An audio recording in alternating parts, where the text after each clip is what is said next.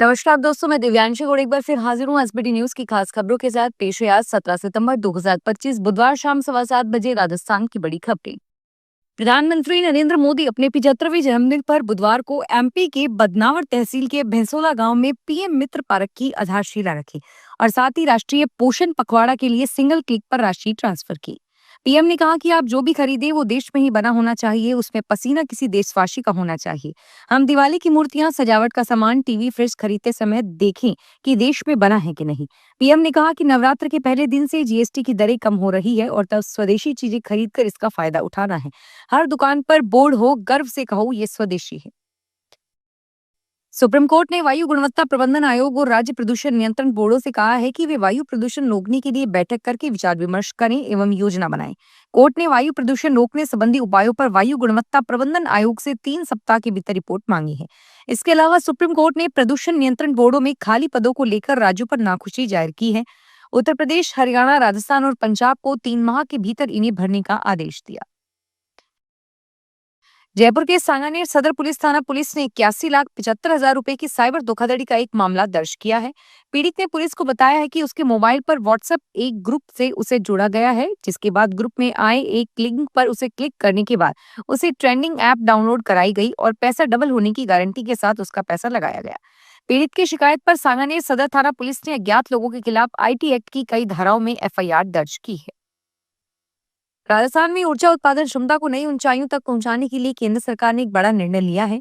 केंद्र सरकार की एमवाइड कमेटी ने राज्य में 3200 मेगावाट की कोल आधारित विद्युत परियोजना को मंजूरी प्रदान की है। यह परियोजना राजस्थान में ऊर्जा आत्मनिर्भरता और दीर्घकालीन ऊर्जा आवश्यकताओं की पूर्ति में मील का पत्थर साबित होगी। मुख्यमंत्री शर्मा ने राज्य की ऊर्जा आवश्यकताओं को ध्यान में रखते हुए कोयला मंत्रालय से इस परियोजना के लिए कॉल लिंकेज का आवंटन करने का आग्रह किया था। राजस्थान में अलवर के कोतवाली थाना क्षेत्र में पीएम नवीन उच्च माध्यमिक विद्यालय की लाइब्रेरी से लाखों रुपए की कंप्यूटर चोरी होने का मामला सामने आया। पुलिस ने बुधवार को बताया कि विद्यालय प्रशासन ने पुलिस में दर्ज प्राथमिकी में बताया कि बदमाशों ने 15-16 सितंबर की रात लाइब्रेरी का दरवाजा खोलकर 3 डेस्कटॉप, 3 सीपीयू, 3 कीबोर्ड, 3 माउस और अन्य उपकरण चोरी कर लिए। जयपुर से देश की सबसे बड़ी सब्जी मंडी मुहाना मंडी में आज बारीक हरी मिर्च के दाम काफी ऊपर रहे और इस कारण आज थोक मंडी महंगी रही। वहीं टमाटर, नींबू के दाम नीचे रहने से आमजन को राहत मिली। आज हरी मिर्च के दाम 55 से 57 रुपए के बीच रहे और वहीं टमाटर में 15 से 24 और नींबू के दाम 25 से 30 रुपए के बीच रहे। कश्मीर के बड़गांव में दिल्ली की आदर्श नगर स्टेशन बीच शुरू की गई कार्गो ट्रेन पहली बार सेब लेकर दिल्ली पहुंची। संयुक्त पार्सल उत्पादन रैपिड कार्गो ट्रेन ने कश्मीरी सेबों को 23 घंटे के रिकॉर्ड समय में दिल्ली पहुंचाया और इससे ताजे सेब लोगों को मिल सकेंगे। नई रेल लाइन कश्मीर के सेब किसानों के लिए एक बड़ी राहत बनकर आई है और इसका सीधा फायदा राजस्थान के उपभोक्ताओं को भी मिलने की उम्मीद है। इस नए रेलवे लाइन के शुरू होने से अब कश्मीर से दिल्ली तक सेबों की ढुलाई तेज और सुगम हो गई है, जिससे राजस्थान में कश्मीरी सेब की कीमत कम हो सकती है। राजस्थान में बदमाशों के हौसले बुलंद हो गए हैं। बुधवार को एक शिकायत में कार्रवाई करने गई पुलिस पर ही लोगों ने हमला कर दिया। यहां तक लोगों ने पुलिस की वर्दी भी फाड़ दी और मोबाइल छीन लिया। मामला भरतपुर के डीग का है। यहाँ शमशान घाट में पुलिस और लोगों के बीच में मचाया हंगामा मच गया। डीग जिले के खोह थाना इलाके के गांव ककड़ा में सरला नाम की विवाहित स्त्री संदिग्ध मौत ने पूरे इलाके को दहला दिया। केंद्रीय सड़क परिवहन व राजमार्ग मंत्री नितिन गडकरी व केंद्रीय वन मंत्री भूपेंद्र यादव की संयुक्त अध्यक्षता में नई दिल्ली में नितिन गडकरी की आवास पर बैठक हुई। इस दौरान अलवर लोकसभा क्षेत्र में सड़क तंत्र के विस्तार व नए निर्माण कार्यों के संबंध में मंथन हुआ। बैठक के दौरान तय हुआ कि दिल्ली मुंबई एक्सप्रेस वे के पास अवैध ढाबों को स्थानीय प्रशासन और पुलिस की मदद से हटाया जाएगा। चूरू में खेत में मूंग और चावल की फसल काट रहे किसान पर मधुमक्खियों ने हमला कर दिया। परिजनों ने निजी वाहन से गंभीर हालत में किसान को अस्पताल पहुंचाया।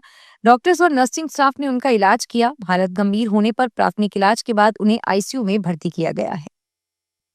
राजस्थान की उप मुख्यमंत्री दिया कुमारी ने प्रधानमंत्री नरेंद्र मोदी के जन्मदिन पर बुधवार को यहां सेवा पखवाड़े में रक्तदान करके मानव सेवा का संदेश दिया।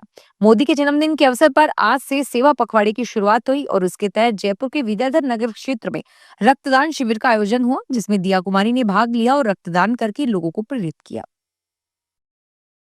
जोधपुर के सरदारपुरा क्षेत्र में चोरों ने एक निर्माणाधीन बिल्डिंग में रखे सामान पर हाथ साफ कर दिया।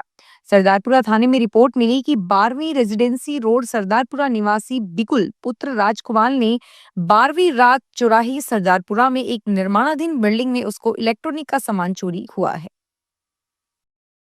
राजस्थान के बूंदी शहर में अपराध की घटनाएं बढ़ती जा रही है और ताजा मामला शहर के पीजी कॉलेज के पास से जलदाय विभाग के दफ्तर का है, जहां चोरों ने रात में सेंधमारी की वारदात को अंजाम दिया और चोरों ने बिल काउंटर को निशाना बनाते हुए वहां रखी करीब 15,000 रुपए की नकदी और पूरा गल्ला चुरा लिया।